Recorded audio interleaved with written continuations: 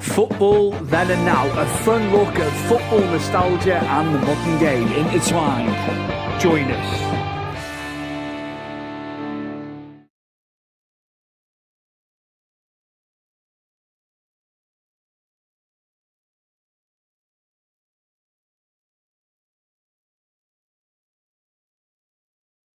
And Mike, Mad Dog Angus, is waiting in the wings. I will pull him in right now for episode 32. A huge Liverpool fan, although you've got some Progress Wrestling and Wrestle Tours news to open with firstly, haven't you? Oh, mate. How are you, Stu? Great to see you. Good. All good, mate. And last minute getting you on as well, so thank you for coming on so last minute. I can always happy to dive on and chat to you, my friend. Obviously, yeah. Big Liverpool fan here, but yeah, Progress Wrestling. We've just had an amazing show at the weekend. Chapter 172, Werewolves of London. Absolutely brilliant. We had an amazing time at that. And obviously, Wrestle Tours this week. We've got some amazing WrestleMania bar stools still available for Las Vegas next year. So, yeah, obviously letting people know about that. Drop me a message if you're interested. There it is, the 2-suite ticket. So bar stools for night 1 and night 2. Unfortunately, our standing options have completely sold out now. So the standing options flew out, but we do have very limited bar stools available still for WrestleMania. So get in contact, let us know. And we do have, I believe, we've had 2 rooms come available as well. So from the 15th to the 22nd, we've actually got rooms available at the Park MGM. 2 rooms available for 2 people, and we can do that as a package with a bar stool for both nights of WrestleMania. So if you haven't got your trip to Las Vegas sorted yet, now is your chance. Get involved, travel with the Wrestle Tours gang, and come and have an amazing time at WrestleMania. Don't miss out, and don't pay thousands. Come with us instead. We can save you a bit of money. Come and join our gang, and we'll have a great time over there in Las Vegas, Stu. Absolutely. Now, obviously, you took the guys around Philadelphia this year, didn't you? This year's WrestleMania. You're tour guide extraordinaire. You'll take in all the sites, won't you? You've been to Vegas yourself before, so you know the score with Vegas. So yeah, I implore you guys, if you're into your pro wrestling and you've been mulling over wanting to go to WrestleMania for many, many years, get it booked with Wrestle Tours. You'll have Mike with you. You'll have all the gang with you as well. And yeah, fantastic options there for wrestling fans, isn't it, Mike? Because I didn't do packages years ago when I did it. I wish I had them, That's it, Stu, yeah. And some of your gang, we saw them over there last year and at AEW, bump into your crew all about the place, Stu. So, yeah, get them involved, get them to come along with us. They'll have an amazing time. We've got some of our favourite Wrestle Tours family are travelling with us this time. Obviously, Tinky Winky's getting involved, the guys from the HWO. And I believe Wrestling with Johners is coming with us this year as well. So, an amazing bunch, Stu. And I know one year we'll get you over with us. When you're not so busy with all your different, things you've got to sort out. A lot of commitments for you. Going to be amazing. Again, 2 nights. The stadium there as well is amazing from what I've seen on TV. But I think you have to go to these stadiums, don't you, Mike, to really, really soak it in. Like you went to SoFi a couple of years ago. Well, that was crazy. They're so good, these new stadiums, aren't they? State of the art, amazing. It's just everything, isn't it, about going over there for it? There's just so much to do. Oh, it's just so exciting as well. And, last year we did the run up the Rocky Steps and we went to WrestleCon, we went to the Liberty Bell. We did all the touristy attractions. And when we were in LA the year before, the SoFi Stadium, as you said, was amazing. But the suites we had both years have been absolutely class. And then when I was last in Vegas, they were building this stadium that we're going to. Yeah, it was great to see it getting built. And then and I said, that'll be perfect for WrestleMania. And lo and behold, WrestleMania 41 next April, we've got the opportunity to go there and it's going to be, amazing. I'm looking forward to it already. It's just going to be class. And very limited spaces left now, Stu. So if anyone wants to get involved, tell them just to drop me a message anytime this week. I'll get back in touch with them and we'll make sure we get that sorted out for them to join us. And I know there's a lot of people interested already. So, I think they'll be gone by the end of next week, I would say, definitely. please act quickly. If you're mulling it over and you're being a bit, oh, am I going to do it? Am I going to do it? I implore you to do it. And as Mike says, it is, there's a lot of interest for these remaining seats and getting obviously onto the packages. So yeah, mega next year, 2 nights of WrestleMania. It's going to be amazing. Now, Mike, you are sporting a Liverpool hoodie there, jacket. So this is retro, this. There you go, candy there. Man having a candy fridge back in the day. They did a proper Scouse top, this one. Now, your memories of Liverpool, now I've got images to support this, and you said you wanted to speak about Gerard Houllier, RIP, of course. He passed away a fair few years ago now, but yeah, and the treble. He won the UEFA Cup there, the Worthington Cup, the League Cup, of course, and the FA Cup in one season. So your memories of that, and he was a fantastic manager, wasn't he? Oh, brilliant. That was one of my favourite seasons because it was must have been when I was about 15 or 16 and was really, proper getting into me footy, watching all the matches. And we had a really successful, exciting season. It was when Michael Owen was coming through and, we had the FA Cup against Arsenal that season. And, of course, the UEFA Cup was against Alaves, wasn't it, with... you remember that one, the 5-4? So that was a wild season, but it was really an exciting time to be a Liverpool fan. We had that almost, it was almost a pink strip when you saw it on TV. But I remember it as well because it was at Dortmund Stadium, that final. It was at the Westfalen Stadium, that game. And 5-4.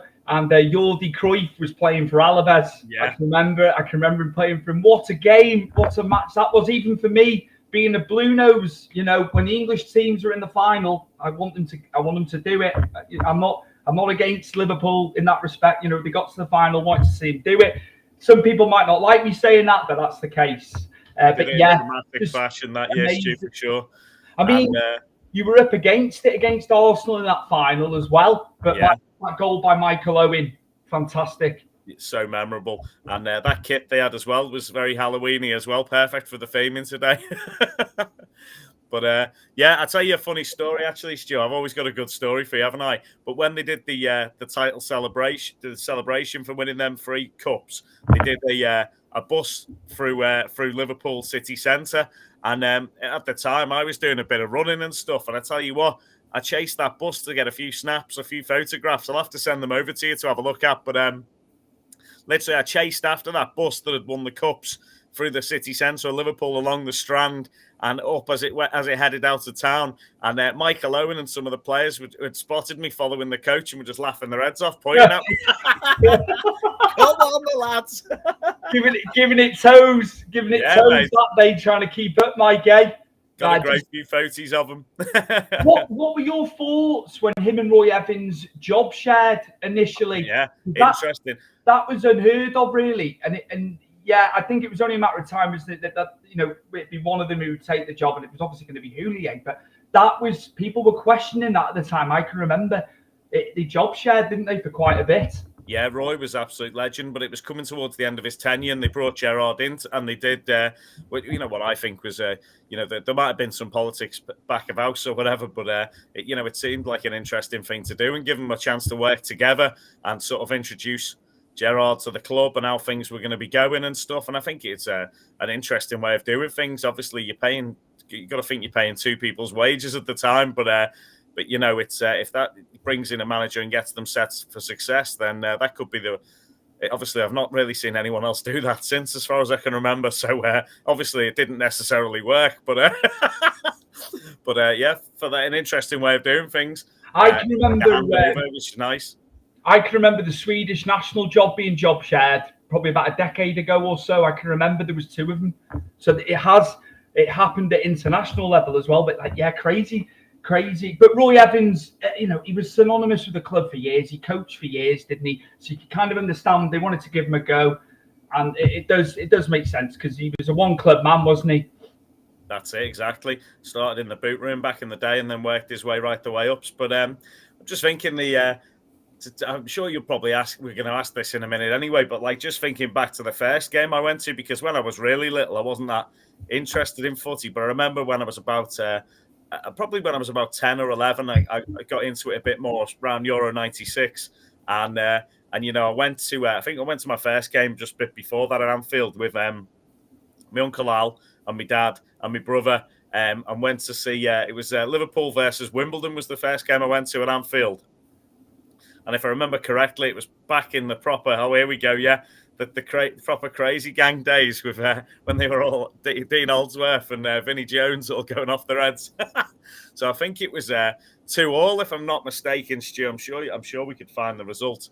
I'm trying to think when it was. Must have been about May 95, 96, maybe, been the Premier League match. So, yeah, I remember that being an interesting experience, sitting in the Kop, and it was...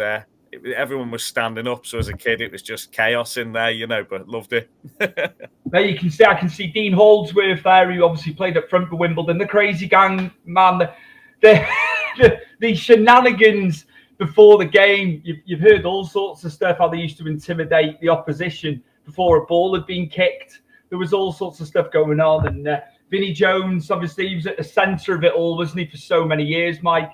Yeah, I tell you what, I saw... the Vinny appears in all sorts of things, but I bumped into him and I went to see the Condemned premiere at WrestleMania 23 in Detroit.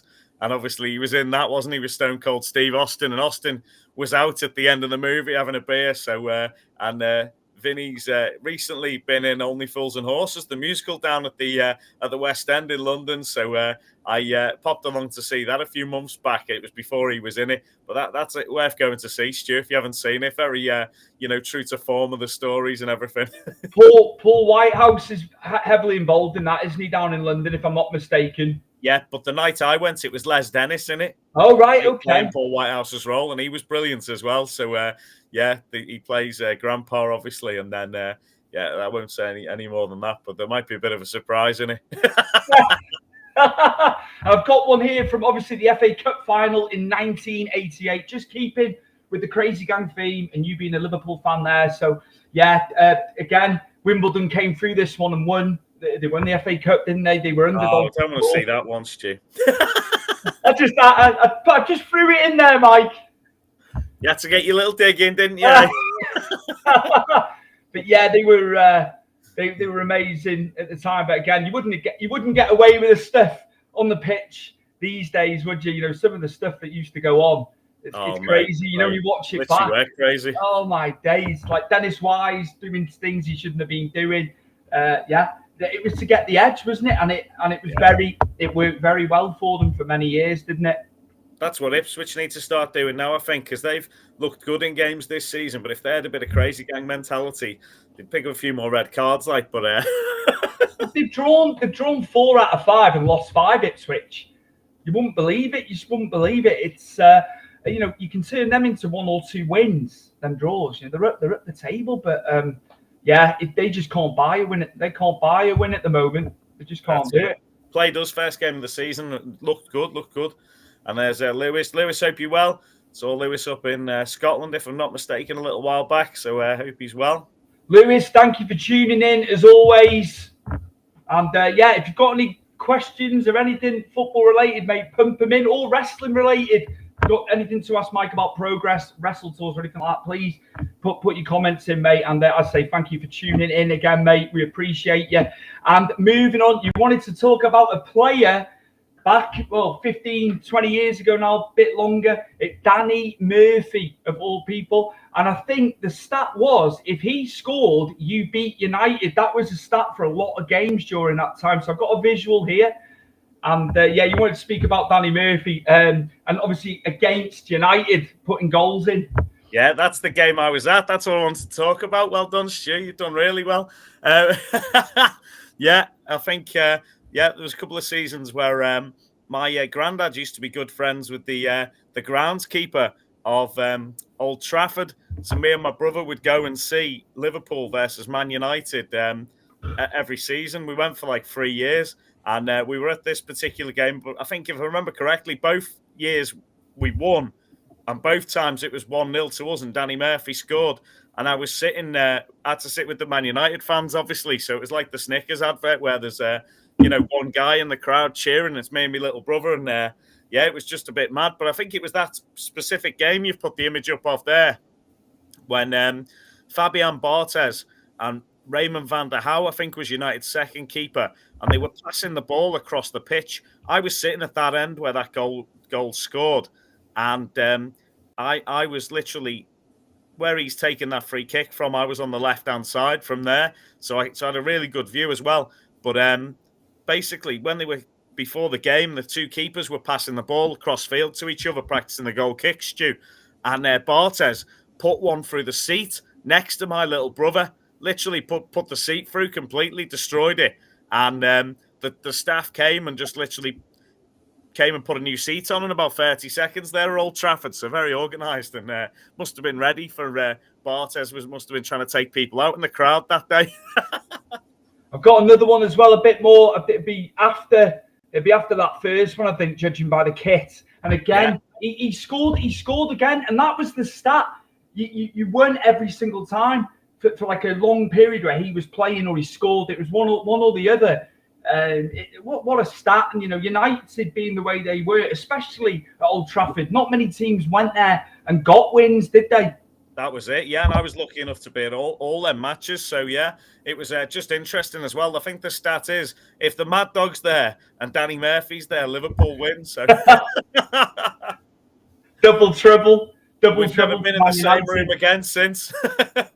Amazing. And I think just a bit of current, just talking about what's going on now. Slot has had a superb start, hasn't he? He's been absolutely brilliant. Bar losing to Forest, they've come out of that, and he's won every single game. Bar Forest, what's a start?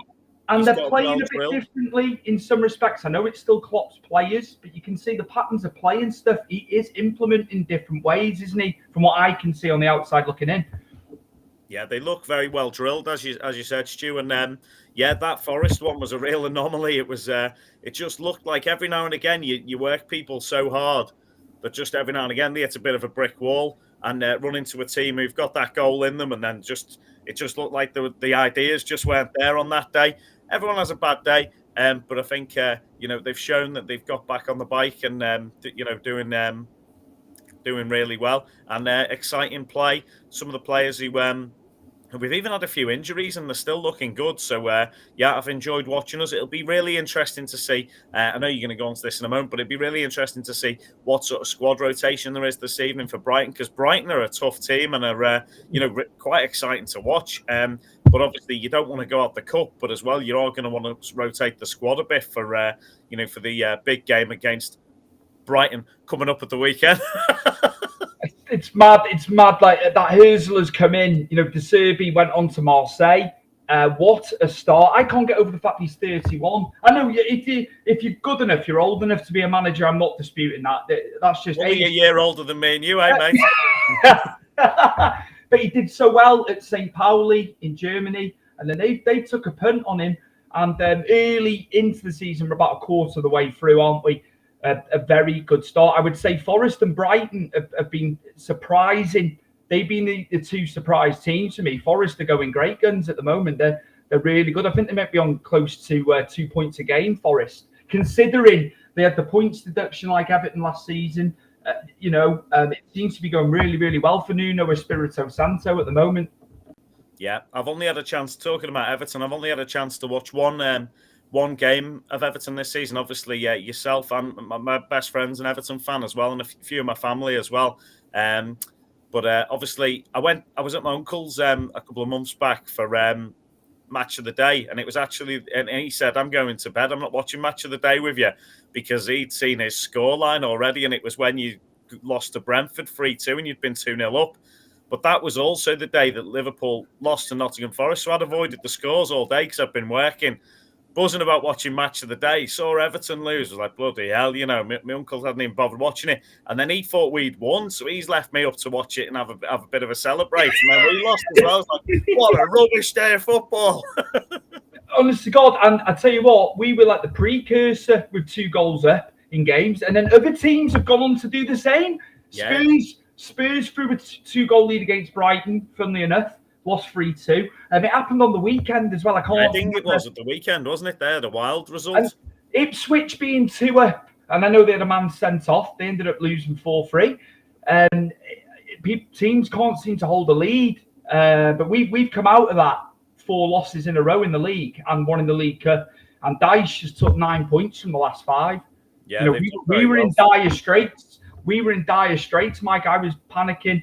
We're still down there. Don't get me wrong. We're not out. No, there's a few teams who are really struggling. But I watched your match against Newcastle. It was a couple of weekends ago, and Newcastle looked pretty decent in that one. But Everton held on, and it was it was a decent enough scrap for you. But I think you've still got more tough matches to go. But I don't think there'll be as much trouble as it looked like in the first couple of weeks for you, Stu, to be fair. We've got a special person in the background here, actually. He's going to pop in and he's going to do the segment that I was going to do, but it's his. Here he is, my co-host and cousin. It's Chris Hugh. Yes, Chris. Great to see you again. And to you, Mike. Nice to you. Been a while, mate. I'm all right. Just getting the head down and, trying to become a lawman. But, amazing. Oh, good on you. And your hair's looking good, mate. Nearly as long as mine now. I know. Going for it. It's just safely out the way, mine, My mum said to me the other day, I look like a hippie. I was like, oh, well, never mind. How, like, you were talking about Everton just a minute ago. Just wanted to obviously put my 10 pence in. Do you feel like once obviously the Frequins take over, I'd imagine it'd be the end of November now, maybe December-ish time. Do you feel like Sean Dyche stays to the end of the season because obviously his contract's up in the summer, or do you think like the Frequins will come in and completely change the whole backline of Everton? I personally would keep Dyche in I think if I was an Everton fan, I'd want to keep him in. I think he's done well on a bit of a shoestring budget, hasn't he, for you? And he did so well at Burnley. I was in Burnley last season or the season before? I went up to see Burnley versus Aston Villa, and it was after Dyche had left, and there's a pub named after him. There's people with tattoos of him and stuff. I think if I was an Everton fan, I think I'd get behind the guy, knowing that they're going to get a bit of money in maybe, and really see what he can do when he's not on the back foot instead, and give him a chance. But it'll be interesting to see if they've got loads of money. They might want to spend big and bring in, someone else. But whether he'll do any better with the players than Dyche has done, I'm not 100% sure. Well, I'm not one to get a Dyche face stuck on my body, unfortunately. Not when you've got a Grogu on you. Yeah, you've got to love a bit of Grogu. I kind of agree and disagree with you, Mike. I'm more of a I accept what he's done for us over the whole period of Mashiri and when Ken Wright was alive, and all that animosity that was going on at Everton. Regards to the backroom staff and the disorganisation and the frantic sort of ongoings that sort of impacted the pitch and the players. But I also look at the style of football, and I look at the negativity. The substitutions are bad. I think sometimes, actually more than sometimes now, I think he tactically gets it wrong. I think against Fulham last Saturday, I think he got it completely wrong. I just think that he's stuck in his own ways. And I said this to Stuart in previous episodes. I think managers like Dyche, Allardyce, I don't even think say Rafa Benitez now, because they're kind of similar in the ways they do things, defensive-minded managers. I think that's in the past now. I think those sort of managers, when it comes to like the elite leagues, the Premier Leagues, the Serie A, the La Ligas, you've got to be a bit more pragmatic. I'm not saying do the Genga press or, you follow Pep's style, but I think that sort of image of a manager and that style is more suited to this game, this day and age now, where I think you'd look at Dyche and think more of a dinosaur tactics now. And I'm not personally saying that, but if you're looking at the modern game and how managers work, set their team up now, his style, as much as it's a pain in the arse to play against, I feel like sometimes it's just too negative when it could be a bit more positive with the players we have got who can use the space, make things easier for Calvert-Lewin when he has got shooting boots on, not his bananas. Who'd you bring in yourself, Chris?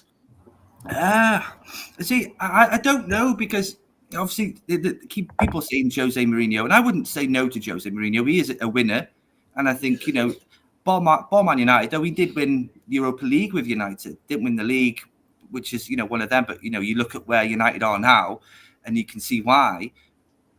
I wouldn't say no to Jose. I think he'd come in and I think he'd rattle a few feathers, which I think we need a manager to do so. Dyche has done it per se, but I think he's too much with his favourites. When you look at like Michael Keane, I know Michael Keane's been okay the last couple of games and I won't knock him.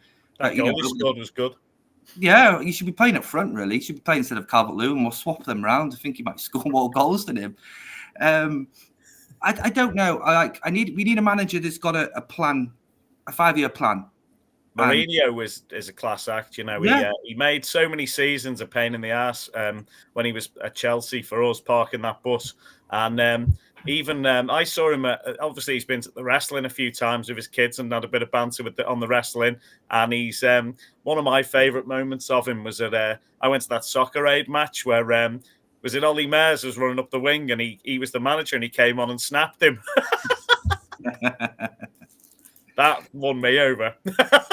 I just think with him, Ollie Mers in the charity match when they're the manager, that's class. That I think the game's moved on from Mourinho and the style of play. I would say that, but again, it's what, like Chris said, it's what he's done previously. But I don't know. It's hard. It's going to be hard. But again, I think Friedkin's going to have no bollocks. Basically, look, he's got rid of De Rossi, and then Roma got smashed on the weekend. Anyway, they lost to Fiorentina. They got absolutely hammered. But he will get rid of people by the looks of things. They're looking to sell now. I don't know if you've seen this. Yeah. They're looking to move Roma on now to some. I think I said to you before, and when I was on the Unholy, they said about Saudi people looking at Roma. So obviously they sell Roma, move to Everton, and then find another team for their portfolio. Because I think they've got Khan, haven't they, in France as well? I think that'd be more beneficial for Everton as well. That we'd be like the top team that they've got, and they can focus more on us and get us where they need to be. So I'm not opposed to them selling up with Roma if that's the case. If we're on the portfolio, you want to be the top side on the portfolio, don't you? We want all our eggs in our basket, I think, to begin with, just to get it where it needs to be. But the new stadium as well, isn't it? The ideas they've come up with recent days, Stuart, it's excited me. They've agreed that why isn't it 60,000? And I think I agree, it shouldn't be 52. Michael know from being a Liverpool fan in that area, that both clubs could easily fill 60 and above in their own respective grounds. It's still tough to get tickets at Liverpool. Honestly, it's like unless you're someone who's got tickets, it's difficult, I think, to get tickets. There's those Norwegians, though, Mike. Match coming up next week, Aston Villa. I was like, tickets? Nope. It's those Norwegians. You got to stop them coming off the boat. I just. Oh, mate, that's great for tourism for Liverpool, though. I do think like if they can come in and obviously I am assuming that Bramley Moors is the selling point for Everton because there isn't anything else because we are stripped bare, aren't we? Completely stripped bare. And if they got these grand ideas for around Bramley Moor with hotels and everything else that's going along with Bramley Moor, it's exciting and it's more refreshing to look at the building things, to help Everton financially, but not just throwing anything anywhere. It's exciting to see, and obviously, I think it'll probably be more next season where we go somewhere. Absolutely, and obviously they're taking the other dock as well, aren't they? As you say, just alluding to what you're saying, to build hotels and stuff. So they've got that other dock as well, so it's going to be fantastic. Chris, I want to move us on just to your segment on this day in football history, which you've selected. I'm glad you're here to do it as well. Yeah. Give it the rub, do it justice. And of course, you can see in the text there who you're going to talk about. Well, it's like if you don't know who this person is, then I think you need a tap on the head. We're talking about Diego Maradona. And some people, obviously, who are English might remember what he did in the World Cup one time. Forgot, obviously, he was a striker and used his hand. But if you take away what he did in the World Cup and you take away his lifestyle outside of football, because we all know he had a really, really, really, really busy lifestyle with certain things, didn't he, that we can't really say on this podcast. But as a footballer, I don't think you get much better than the silky skills of Maradona, the audacity to beat multiple players and do it with ease, but also with finesse. You know, you look at the clubs he's played for there on the screen. Obviously, Napoli are the club that cherish Maradona the most. As you see at their ground is called with, I can't remember what it's something with Maradona. I'm not good with Italian words myself, but you know what he did for football. If we just take his football, you know, as the point in conversation here, and we ignore what he did in his lifestyle. Who else could you say was better than Maradona in his peak? There wasn't anybody. There wasn't anybody that could do what he could do with a football, and he manipulated the football. And you know, you look at like certain wingers that we have now, and the Messis, and you could say Ronaldo, but I think Ronaldo is very different. We could probably say Messi and Maradona, obviously both being from South America and Argentina, that they have very similar styles. But I still think Maradona did it best.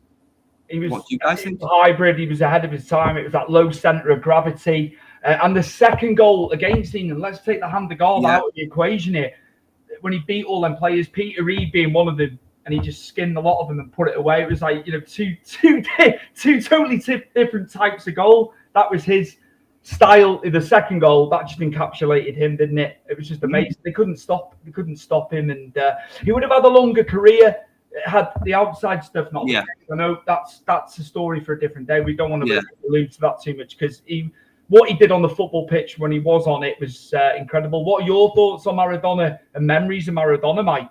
Yeah, absolutely amazing player. But I think the only person who sort of came close to replicating anything he did, I thought Gascoigne was had a few little bits about him, back in the day. And, I was lucky enough to meet Paul, and, he's had some off the field bits and bobs as well, as you alluded to. But, Maradona, just sheer class and, brilliant player, but not a fan of that hand of God, though, still, guys. How we got away with it, it's just beggars belief. It's so clear. It's so clear. Hang on. We're just checking the VAR. It's a goal. Yes, he's punched it. They probably still give it now, though, if I'm honest. Yeah, ball to hand. Yeah. No, he didn't mean it. It come off his head onto his hand and then went over. Stuart Atwell at VAR's just check. Come a look through. Just going through to Stotley Park now. I'm not sure. Doing the lines. But again, it just look at all the players that have come through. It would have been, beloved him. Aguero, I knew was an out-and-out striker. I know it's his son-in-law, of course. Aguero had that low centre of gravity, didn't he? I know different types of player, but linked because of Argentina and stuff like that. He was.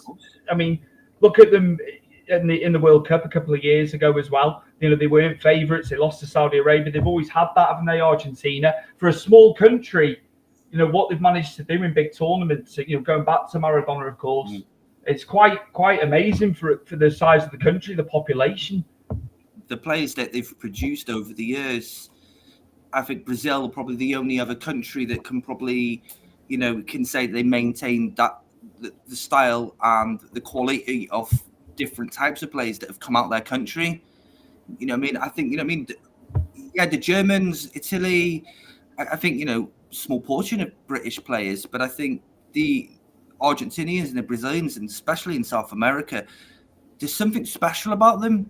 Yeah, okay, not everyone likes showboating, but I embrace that because that's just the copper sort of style, isn't it? That it's what embraces you and brings you in. But you look at the players that both countries and their legends and their icons have influenced the whole of Europe. It's unbelievable. But really, nothing from Europe really is inspired that way. They've always had their own style, the old samba sort of play, and over the years it's gotten better or it's slowed down. But it's always been a maintain of someone who's coming out of one of those countries that every club who's got the money is chasing. And you've seen that with Enric going to Real Madrid, Victor Roque has gone to Barcelona, and Esteve, I can't think I'm pronouncing his name right, and I apologise, 16-year-old from Brazil who's just signed for Chelsea for a bit of money. And he's, like I say, he's only 16, and he's the next big thing to come out of Brazil. You know, you look at Alvarez, who's just gone to Atletico Madrid, and he was at Man City. There's so many of these players that are coming out, and they're so exciting. It's great to watch and great to see, you know what I mean? And it makes Football Manager a fantastic game once you find them all. But then you follow them through in real life then, and, you know, you get to see if they are actually going to be as world-class as the game says. And it's, you know, it's exciting stuff. And yeah, I love the South Americans, and I think what they bring to football is something that you can't replicate. One iconic thing that he did when he was playing for Napoli, and they were at the old Munich Stadium, so the Olympic Stadium, and it must have been before a European Cup game against Bayern, and he had a golf ball. It's iconic, you've probably seen it, and he's doing the old, you know, he's doing the keepy-uppies with the golf ball, and his shoelaces are untied, and it was just effortless, and that's him just, you know, before kickoff and all that, and everyone just must have been captivated by it. He's got the golf ball, and he's just the control, the low center of gravity, but it's you see his laces are undone. Anybody else would be on the deck. Do you know what I mean? It was just, he just encapsulated that time, and there'll never be another Maradona. There'll never be a Maradona. Not even close. Not even close. And just imagine he was around now. As a younger player, this style of football now, you know, playing the high line and things like that, he'd be in. He would have scored a lot more goals, I think, in modern times. You saw him obviously after his career finished, didn't we? He was always watching Argentina, and he was always at, you know, the World Cups, and we always saw him in the stands, whatever situation his head was at the time. But he was still passionate about football. He still loved it.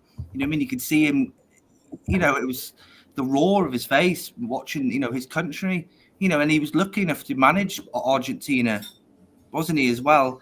I think he did 2 years with Argentina. He did one World Cup with them. Didn't go to plan, obviously, but there was obviously a lot of things going on with him in his personal life, you know, as well as being a manager.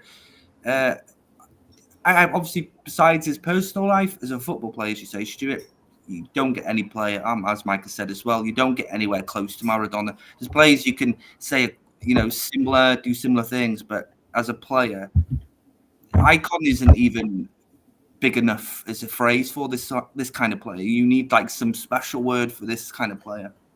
I think leaving a legacy, lads, haven't they? Like you said, people like Batistuta though, and you know, Mascherano, Tevez, even Aguero, as you mentioned, that they've had some cracking players come through, and we've got obviously McAllister at Liverpool at the moment, who's been absolutely solid for us.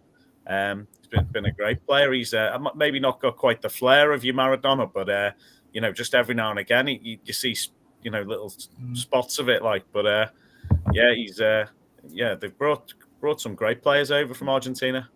Absolutely. So the great Diego Armando Maradona, who would have turned 64, of course, today. This would have been his 64th birthday. So thanks for that, Chris. Thank you very, very much. Moving on to the latest news, though, with the biggest story is obviously Ten Hag finally was sent packing after Man United just haven't been able to get it going with him, have they?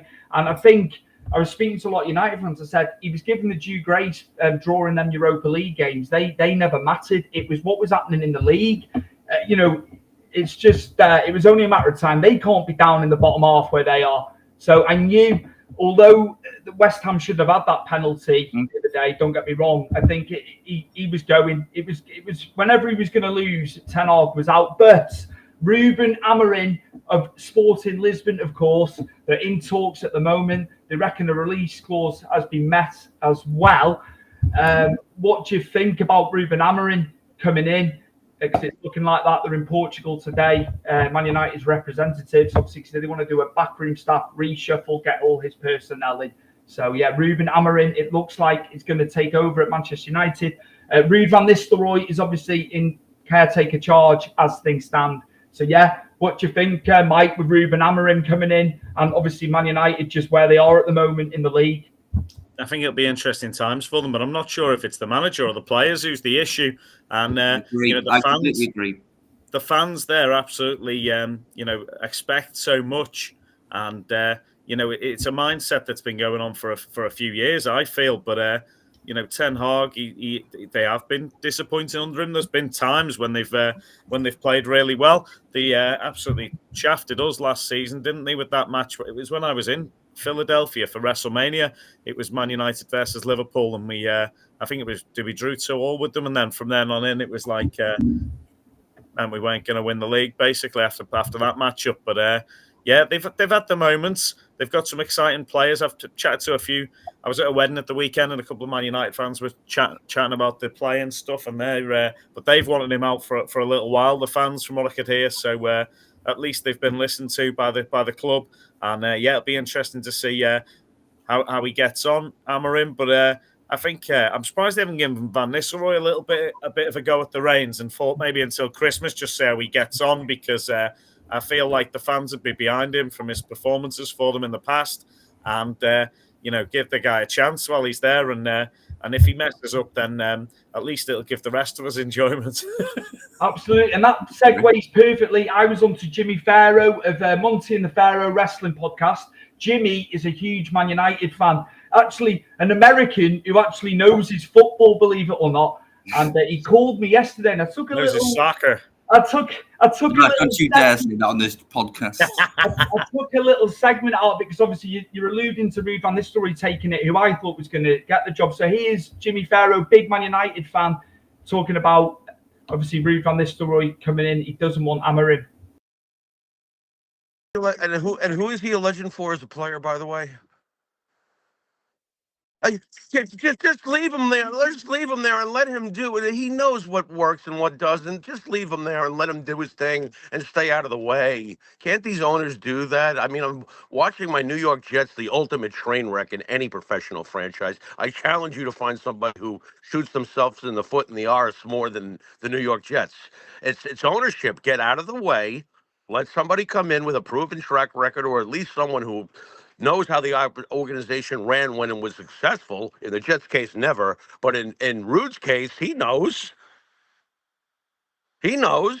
Leave him alone. Let him do it. Anyway, rant over. So there we have it. Yeah, Jimmy, very passionate there. Talking about the New York Jets in the NFL, of course, because they've not won in years. Obviously, so he gets when stuff's not going right. But in relation to Man United, of course, I can understand where he's coming from. Mike, you've said about Ruud van Nistelrooy. I felt give Ruud, 5 or 6 games maybe. Use it as a job interview. See how he gets on. He knows the club, as Jimmy says. A lot of the times that does work, but we know previous club legends going into management, it doesn't always correlate, does it? But Ruud's had his time at PSV as well. He's ran a club, hasn't he, as a manager coach? Me and Chris know very well about that because Jared Bramthwaite was on loan. He's got experience in European games. I know Ten Hag did with Ajax, getting into the semi-finals years ago in the Champions League. But I would have gone with Ruud, lads. I'm with Jimmy and what Mike was saying. They might be building him up, giving him a bit longer yet. They might just want to not throw him under the bus. If they do think the team are not performing and are not going to perform, then bring someone else in and let them see how they get on, have a big reshuffle, and then sort of protect Ruud a little bit, because if they think he's not ready, you just don't want to throw him in on a season when you're already doing bad. Give him a fresh start next season or the season after, if this other guy isn't up to scratch. But they probably don't want to throw him under the bus, do they, is what it is. I also think the whole Solskjaer experience burnt them a bit, didn't it? And I think that, Solskjaer, like Ruud van Nistelrooy, are legends at the club. And I also think that, these sort of players, managers at the time, obviously give them a lift because they were heroes. And, they does give a club a lift. I remember when Duncan Ferguson, the first time, did a caretaker job for us. And, you saw the result against Chelsea. You saw the performance. It gave us an absolute boost and we loved it. Duncan is an absolute legend at Everton. But I wouldn't give him the job. And I'll say this out of the most respectfulness, because Stuart and our heroes is Duncan. But some managers aren't ready yet. And I think some managers are too passionate about that one club that can cloud judgment. And also, I think at this point in time for Man United, they need a clear manager that has, as like I've said to what I want for Everton, that has a set plan, has an idea, has been in Europe, knows players and can, get them back on the right track very quickly. You can all well and good put Ruud in, and I think, you'll do a decent job. But United need someone that's got the experience already and ready to go now. And I think Ruben, you only have to watch Sporting versus Arsenal, and you'll see his style of play, and what they're like, what he brings to the table. And he's a young manager also, don't forget now. And I think this is the way forward, isn't it? We find these young managers that've got, ideas, but they've got the future ahead of them. And you see Brighton now with I can't remember his name now, Stuart, the ex St. Pauli manager, Fabian Hertzler. Yeah, and you see him now when everyone was a bit oof when they hired him.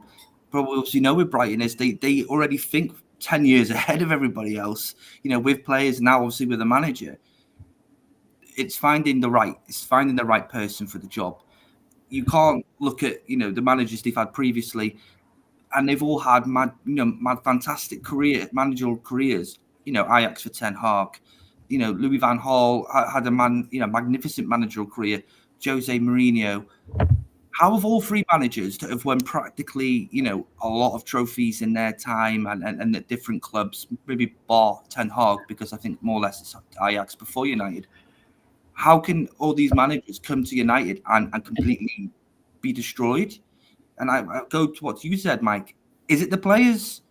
Or is there something going on in the back of Man United that are getting too much involved that's causing the rift that United, just obviously are taking a step back when I'm talking about the players now, where they don't want a manager, and we've seen this with Chelsea over the years. When they want someone out, they just drop their tools, don't they? Or down their tools would be the phrase. It's dangerous territory. I think, you have to get this one right now. Thing is, right, does Ruud stay on as a coach? Because obviously they're looking at his back room at Sporting Lisbon now. What does Ruud do off the back of this? He's not long been there. I know things change, and you go and get another job, what have you. Unless he says to him, I want you in the same role. Is Ruud going to particularly want to stay there? That would be one thing I'm taking away from it. And also, how long's Ruben Amorim going to actually get? Until if it doesn't work out, and they're going to get on his back, aren't they? If it doesn't work out, I don't know. I don't know. But Amorim was obviously touted with Liverpool during the summer when Xabi Alonso wouldn't come. So it's a name, isn't it? It's a name that's been bandied around. It's uncertainty. I find that's what I'm taking away from this. And cups aren't going to cut the mustard with United's fan base. Because look at Ten Hag. We got the due grace, didn't he? Winning the League Cup, winning the FA Cup. It gave him a bit longer, didn't it? But they don't. They want Premier Leagues and they want Champions Leagues. That's what they want. That's what they're accustomed to. They're too far behind now, Stuart. They're too far behind. The likes of City, Liverpool, and most definitely now Arsenal. And I think Chelsea wants Enzo's got his grasp in it, and I think it's starting to work for Enzo. I think United are too far behind the top three at the moment, because everything is perfect for them. They've got everything right, and there's no problems with anything going on behind them, which is causing any hassle. Slot is literally slotted in Liverpool. Yeah, there you go. I threw that one in there. But he's done it perfectly. He has done it perfectly. And Pep, obviously, we already know about Pep, so I don't really need to say much about that. Mikel Arteta had a dodgy first season at Arsenal. Once he got what he wanted, look how good Arsenal's become now. United have just gone back and back and back. Yeah, they've won the odd game here and there against the top three, but they're so far behind the running of the top three teams now in the Premier League. I think they need to sort of step back and realize that this is where they are now, and we're going to have to rebuild ourselves to reach the top four and beyond. It's a long way off. Yeah, I know that's what I'm trying to say. Far behind. Not just in current terms. I mean, with the way look at Villa, and me and Chris say about Villa all the time. Like, there it is, clear as day, isn't it? They got relegated, they rebuilt it, and look at them now. They're eclipsing Man United. It's been run so well, and as Chris said week before, it's the style of play. It's so easy on the eye. I know you've got to have a bit of defensive side to your game, but when they go forward, they're incredible to watch. And I think that's what United fans are looking at. They're looking at it and thinking, look, there's Villa above us. Newcastle, although they've slipped over the last couple of weeks, they've dropped quite a bit, haven't they? They're behind. They're behind after so many years of success with one man who was there 27 years. Just shows you how good he was, Alex Ferguson, though, doesn't it? And like we said about this. Sorry, Mike. I know you want to say something. I'll shut my mouth in a minute. We said this last week, Stuart. Alex Ferguson's last season at United, and you look at the team. Darren Gibson, Tom Keverley. I know they came to us eventually, but you look at that. That was far beyond the Paul Scholes, the Ryan Giggs, Roy Keanes, the Gary Nevilles. He didn't have a massive selection of fantastic players at United in his last season, but he still won the league. He still won it. But I got to say this, and I say this from our own experience, is the Glazers situation, is everything like that in the background is what's caused United's downfall. The best teams in the league are run perfectly inside and out. And if you're not run perfectly inside and out, and Stuart most definitely can allude to what happens to a team, because it's happening to us. It's obviously definitely happened to United. If you're not perfectly run, this is what's causing clubs to have downfalls, because you haven't got the consistency of the likes of what City have, Liverpool have, what Arsenal have, and there's no flow anymore. You don't know whether you're going tomorrow or the next day. What do you think, Mike, with United, and in terms of how long will he get? In terms of if it is him that's coming in, before if they bring him in, they're going to give him the full rest of the season. I think they're not going to panic, are they? But I think they'll. Rude's only just settled in now. I would suggest that it would be part of the plan to keep him involved as a second and have him and build him up. But I was always thinking that at some point Steven Gerrard might come in at Liverpool. Like you were saying about Ferguson. Well, exactly. I saw Chris's face then. I don't think he's quite ready yet. But I think at some point they'll probably have him manage Liverpool if he makes it as a manager. He had time at Rangers but his time at Aston Villa was a bit sketchy, wasn't it? So things like that the fans do like it, and if they've got the skills, then they get involved. But it doesn't always happen, does it? So we'll have to see. We'll see with Man United then going forward what will happen again. He's going to have to bring his players in as well. Ugarte obviously left Sporting recently to go there, so he's already there. I wonder if someone like Gyökeres will come. He obviously signed him from Coventry. He's been scoring a lot of goals there, so it'll be interesting to see what he does with the players he's got now, and then leading into the next window and the summer window. How much is he going to have to spend there, Stuart? Though this is it. It's just a consistent downward spiral, isn't it? Ten Hag's had over 600 million. This is the gripe of a lot of the fans. And the overpaying for players, like we've spoken about previously, what they've signed, big money, and it just hasn't come to pass for them, has it at all? But we'll see with Man United. And just before we close out, we've got Carabao Cup action tonight. So obviously, I'm going to select Tottenham versus Man City first, because that's obviously the biggest game out of the 6. Mike, a prediction from you as City go to Tottenham Hotspur Stadium this evening, and Tottenham under Ange have won the last 2 games against City at home going into this game. Really interesting fixture, because Tottenham have been excellent at home. I watched them the other day, and it was when they were, what was it, 4-1 they won. They really drew away. It was 1-1 at one point, and then they drew away from it. But I think you can never deny City, can you? But it's going to be an interesting one. That I'm going to go for a City 2-1 win in that one. Chris, what do you reckon tonight? I always think, we're saying about Ange, and we talk about him as much as we can, obviously, when we're speaking about Tottenham, and no, John has when John's coming for me. But let's put that aside. Tottenham actually have a very good record against City at home. And I think over the years, Tottenham have been quite of a bogey team for Man City, haven't they? And they've beaten them quite a considerable amount of times. Even with Pep, they've beaten them. So I'm going to go for a 2-1 win for Spurs, mate. Wow. And again, when it works for Ange, the attacking, the high line and the press, it goes fantastically well, doesn't it? Palace, as I was saying earlier to Mike, they played to a system. Glasner set that system up beforehand, and he said from the second minute that plan worked. And Tottenham obviously had loads of possession, but Palace were quite happy to counter-attack with that high line, which a lot of teams have done against Spurs. But Spurs have looked fantastic in games as well.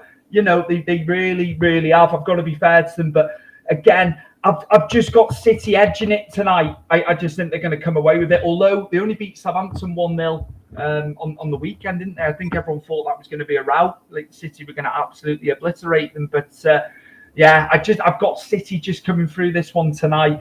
I think that's what's going to happen there. But again, like Mike was saying off camera and earlier on, it's who will get rested, who will get played. Will they go relatively strong, these two tonight? Because they've got Champions League next week and Europa League, haven't they? Squad rotation could play a big part in these games tonight. We'll have to see. But Mike, City's squad rotation is probably better than half the teams that rotate theirs or even have their first teams. But they've got, yeah. You know what I mean? From the old team. Mike, we've obviously got to go to the top fixture there, mate, because it's your Liverpool going away to the Amex tonight against Brighton, who've had a fantastic start. You've had a brilliant start as well. This is going to be fantastic. 7:30 kickoff at the Amex. Mike, your prediction tonight for this one, please, mate. Yeah, could be a tough one for us, but it'll all depend on squad rotation, I think. But I think if we play like we have been, we can edge Brighton. But they've looked marvellous this season themselves. I'm going to go for. I'm going to be positive and go for a 2-0 Liverpool win away from home. And Chris, what do you reckon with this one at the Amex tonight? It's going to be a tight affair, I think. I think Brighton have only lost one game this season as well, haven't they? And they came to Goodison first game in this season, absolutely ripped us apart. It'd be difficult for Liverpool, but I think on the weekend it showed you, how good Slot's got Liverpool going, and I was very unsure when Klopp left, but I'm really there's a lot of promise with that with their Slot in Liverpool, so I'm going to agree with Mike. I think Liverpool will win this one 2-0. I've got 2-1 on that one to Liverpool. I think they've been good. I'd tell you what, they've been good at the back, Liverpool as well. Yeah. They've been solid. I might be doing them a disservice saying they're going to concede, but Danny Welbeck is in form. Of course, he's been absolutely brilliant. He's been fantastic for him, rolling back the years, But he was in and out. He was in and out of Man United, wasn't he? Do you know what I mean? He never really had he was never the first name on the team sheet, but he scored goals there. But Danny Welbeck's been very dangerous. And obviously, there's no João Pedro at the moment. He's still out. I know Evan Ferguson came on as well. He scored a goal on the weekend. But I've just got Liverpool getting over the line, I reckon, 2-1. And then Brighton's got goals in them on occasions, though. It's just, I honestly think it's all going to come down to if they rest major players, both teams, because we'll play each other again on Saturday in the league. So it's going to be how much they want this cup, and it's that'll tell as soon as you see the team sheets, I reckon. Are you home or away against them in the second game this week? I feel like we're home on Saturday, aren't we? I think they'll go for this because I don't think Brighton are in Europe, are they? No, they've got no distraction this year, which they did have last year. They were trying to balance Europe as well, weren't they? So they'll go for this one. I think Mike. I think they'll put. We're all going for a Liverpool win on that one, and then a repeat of the weekend's game, but it's up in Newcastle. It's funny how this is happening with Mike saying Liverpool Brighton on the weekend as well. Newcastle Chelsea, of course. Chelsea won 2-1 on the weekend. Just got over the line, didn't they, with that one? But prediction, Mike. Newcastle Chelsea. Chelsea have looked very good recently. I feel they've really come into their own, and Newcastle have not looked as good as I've seen them in the past. But it could be an interesting one. I feel like at home it could just they might just have a chance. I'm just going to say that I think Newcastle might just pip them this time and get a bit of a surprise victory there. So I would say 1-0 to Newcastle. Chris? I'm going to go opposite. I obviously agree with Mike saying, Enzo's got Chelsea ticking now. He's got the players he wants in the positions. He's got rid of the players he doesn't want. But like your City, Chelsea can rest their first team and still have a fantastic second string squad, especially the amount of players they've bought. I think This will go to penalties. You've just picked me. You picked me to that. Oh, did I? I'm going 1-1. Right. I think Chelsea will beat them on penalties. I had 2-2 in my head and go into penalties, believe it or not, and then for Chelsea to go through. But again, I wouldn't write Newcastle off and go in that they're going to go to penalties and lose it. But Isak, he came back from injury, scored on the weekend. He's integral to them at the top. He's a fantastic player. I've heard there's been witterings that he could be going back to Spain. I mean, they're going to want to keep hold of him, aren't they, whatever happens. But again, with Isak, he is injury prone. He's had a lot of injuries. They had this with Callum Wilson prior, didn't they? Callum Wilson's always been injury prone when he was at Bournemouth. But a fit Isak is as good as anyone, I think, in front of goal. He's the talisman, isn't he, when he plays? Unstoppable, Stuart. And you just think that, Dortmund had this player, a young lad, and he got passed around, didn't he? He ended up going to Spain, settled in Spain, did really, really well. I think if anyone comes in for Isak in January or in the summer, they're gonna have to pay as close to 100 million, if not more. And moving on, I'm going to go with Man United. Leicester, of course, we're talking about United. Van Nistelrooy in caretaker charge tonight against Leicester. Leicester haven't been going too bad, actually. I think they beat Southampton the week before. But obviously they lost on was it Friday night to Forest? They lost 3-1 in the end, didn't they? But yeah, big game at Old Trafford tonight. Mike, prediction for United City, please, sir. I think 1-0. I think Nistelrooy will get him into action this week and try and appease the fans a bit. Chris, what you going with on this one, mate? Nistelrooy has just ruined it for me now. I think, obviously, with Ruud being in charge, there'll be a lift, won't there?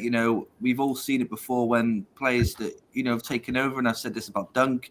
I think United will run riot today, and I think it'll be probably that 3-1 maybe to United.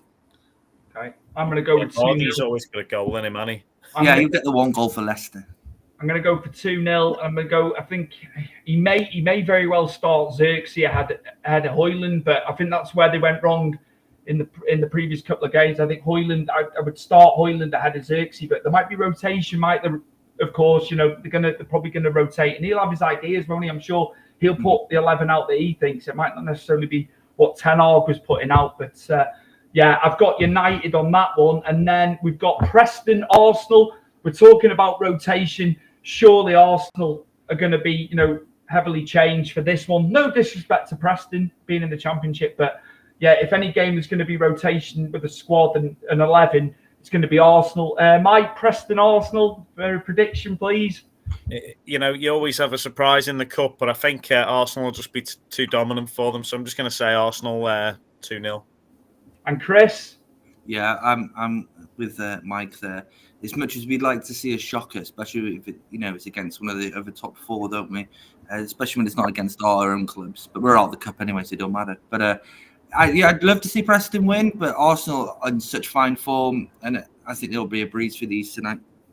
Just got a comment from Lewis Young in relation to United and Leicester. He's going 2-0 Man United. So thanks for your prediction there, Lewis. Oh, he asked about progress as well earlier, didn't he? There we go. I'll pull that up actually. Scotland. There you go, Mad Bug. Yeah, well, there was definitely interest in heading up to Scotland at one point last year, and then dates are getting set for next year at the moment, so we'll have to see. There's a good possibility, that progress at some point will be up in Glasgow, remember, but you've already got some great wrestling promotions up there as well, obviously ICW, and a couple of others up in Kilmarnock as well that we know some of the gang from. So, best of luck to everyone up there, and we'll definitely do our best to pop up at some point. We did Newcastle last year, so we almost got up there, gang. We're in Manchester on the 17th of November, back in London on the 24th, and dates for next year should be available very soon. So keep your eyes peeled, and hopefully Lewis will get up to Scotland and see you. Yeah, make the bow up in Scotland. That'd be fantastic for the Scottish contingent up there, and people that want to travel up to Scotland, have a little holiday and go and watch progress up there. Yeah, that'd be brilliant. And the final game, just before we close out, just so we've covered all six tonight, is Aston Villa and Palace. Obviously, Villa going fantastically well. Palace with a fantastic win against Tottenham on the weekend. They needed it. They'd drawn a lot of games and lost the rest. Glasner got a fantastic win. Mike, what we going with? Interesting one, Stu. Could be both teams can be good. I think Villa might just edge it. It could end up being another penalty shootout, though. But I'm going to go for Villa 2-1. Chris? I'm going to go with Palace, only because what we did to Villa in the same cup last year, and Villa were going great guns when we played them. And don't forget, they beat us early on in the season when we played them. I think it was the third round we played Villa, wasn't it? And we beat them 2-0. That was 2-0, wasn't it? I think Palace. I think Palace. Yeah, I think Emery's going to change the team a bit because with, as you say, Champions League's back next week, and I think at the moment that'll be a priority, won't it? And they're doing really well at the moment. You know, they're on top of the league, so yeah, I'm going Palace. I think Palace could pinch this 2-1. My thinking with this is, will John Duran start, or will he bring him off the bench because he's been so impactful off the bench? Start Ollie Watkins, maybe, or he might rest him. It's a tricky one. I think John Duran will go up front and he'll start the game. I just think Villa, and I think just 2. I'll go 2-1. That's no disrespect to Palace, and sure, you know, Emery's going to want to be fighting on all fronts, isn't he? Do you know what I mean? He won't be taking his eye off the ball with this. He might make changes, but you know, he's going to want a cup. He's going to want silverware, isn't he? Of course he is, yeah. So yeah, thank you for the predictions, lads, and it's going to be a good night. Some fantastic ties in the Carabao Cup, and 5 from 7:30, and then obviously the main game is Tottenham and Man City at 8:15 tonight. All available on Sky Sports Plus. And obviously Sky Sports main event, Sky Sports Football as well tonight for them. Mike, before you go, just some plugs for Progress Wrestling and Wrestle Tours, of course. We can't forget about Progress Wrestling and Wrestle Tours. Of course, yeah. Well, Wrestle Tours still got our last-minute packages available for WrestleMania 41. Looking forward to welcoming anyone who's joining us in Las Vegas. Of course, Progress Wrestling, I've got the dates just mentioned. So Manchester at the O2 Ritz on the 17th of November. Looking forward to being back up in Manchester. And obviously Luke Jacobs is going to be there as well, who's the Progress champion from Manchester. And he was joined back as the Young Guns back at Progress just the other week. And then, of course, we've got the show on the 24th. Massive show for us, our super show. So, looking forward to that on the 24th of November. And then the week after that, we've got TNT Extreme Wrestling as well on the 30th of November. So, a few nice photos there from Progress, Stu. That was Cara at the ballroom there last week. Cara Noir versus Kenta. What a match that was. And then another one there, obviously. There you go. Yeah, Kenta and Cara Noir in action. Good shot, that, Mike. That's it. That balcony shot there with Kenta dropping that dropkick right in Cara Noir's face. And he was brutal. Again, Kenta at the weekend. And, very interesting matchup there. You'll have to watch it back. It's available on Triller. And it'll be on demand Progress Plus from Friday. Lewis Young obviously wants to go to WrestleMania 41. Get involved, Lewis. We've got very limited bar stools left available. Get your flights booked. Get yourself over there. Have an amazing time for WrestleMania 41 in Vegas. Get it booked, Lewis. I'm telling you now, you will not regret going over to there. You know, Mike has gone for years before. I've been. I know full well what it's about. When you get over there, there's just nothing like it. And 2 nights these days. Do you know what I mean? It used to be you'd be there 6-7 hours over one night. Obviously now, and they're doing it with the other pay-per-views as well, aren't they? They're doing it over 2 nights for the big ones. So you get it booked, Lewis. You'll have Mike showing you around Vegas as well, which he loves doing with all the guys that book on there. So get it done, mate. Get it done. You like National Lampoon, Stuart? Yeah, National Lampoons. Yeah, absolutely. No AM go to Vegas. Oh no, I'm going to Vegas. Right, okay. He's going. Okay. There you go. He's done. We'll see you there. He's there. He's there. So fantastic. Chris, just before we go, just obviously our sponsors, Sports Social Podcast Network, give them the rub. Of course, it's been fantastic. Yeah, definitely. Sports Social, as we say this every week when we give this rub at the end of our show, they are partnering. Then it says 500 here, but it's obviously a lot more, and there's more podcasts every week that are getting signed up by Sports Social. It's not just people like us, just famous people now have got podcasts on Sports Social. You can go on their website. You two are famous. Hey. Cheers, Mike. we got our cheerleader, Chris. Yes, you can come back every time, Mike, and just say that one word every time. Give you some pom-poms next time. All right. Absolutely. No, thank you, Mike. No, we appreciate that. Sorry, but Chris. yeah, you've got famous athletes who've been in the game, are talking about their own podcasts, from cricket to football to rugby and beyond.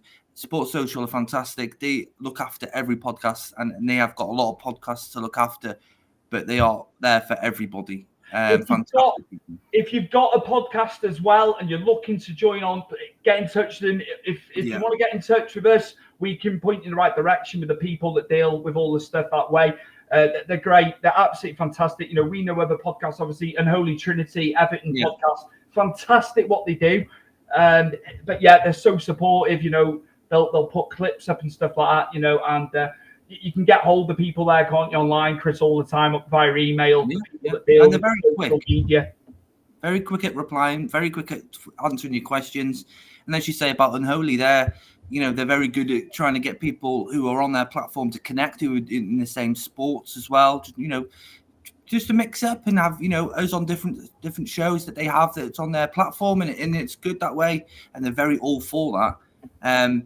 But moving on with that, our spots, Stuart, we are on YouTube, Football Now and Then. We are on X, Twitter, whatever you want to call it these days. X sounds like sort of porno, so I'll go with Twitter. You can find us on there at Footy Now and Then. You can find us on Instagram at Football Now and Then. You can find us on Facebook at Football Now and Then. And you can find us on TikTok as well. Stuart sets up and posts as many clips as we can. We get a good response there. So, thank you very much for everyone who's watching our videos. And you can find us in all places for audio. If you're walking, going to work, on the bus, or you're sick and tired of watching football itself, you just want to hear two idiots go and ramble on a load of crap, we're there for you. Just click and go. Absolutely, yeah. We are everywhere. The clips are doing well too. They are doing very well. We've had some responses, Chris. Some positive, some negative, when we've spoken about their clubs, but you're going to get that, and that's fine. I haven't got their own opinion. That's what it's all about. Again, we don't follow the clubs like they do when it's your own club. You can have you're passionate, aren't you? You're passionate about it. But yeah, no, thank you so much, Mike, Mr. Progress Wrestling, of course. Thank you so much for coming on. And as Mike said, if you're interested in WrestleMania next year in Vegas, there are still some spots left, aren't there, Mike? Last few, we're getting there. Get involved, don't miss out. And as always, been a pleasure to join you guys. Best of luck with everything, and hopefully catch up with you both soon. Definitely. This has been episode 32 with Liverpool fan Mike, Angus, and Chris came in for his cameo and obviously got on this day in football done and dusted. It took the pressure off me, Chris, you coming in when you did. You gave it the rub. You made it good, mate. So, yeah, no pressure on me with that one. You picked this one. At least it wasn't Everton related this time. No, it was getting to a point where it was Everton. And it was like, oh, crikey. So, yeah, no, a good one. Obviously, football legend that Maradona was, of course, as we spoke about earlier. So, yeah, fantastic. Thank you for the comments, guys. And great news, obviously, with Lewis going to Vegas for WrestleMania. And we will see you very, very soon for episode 33. Ciao. Take care, everybody. Thank you.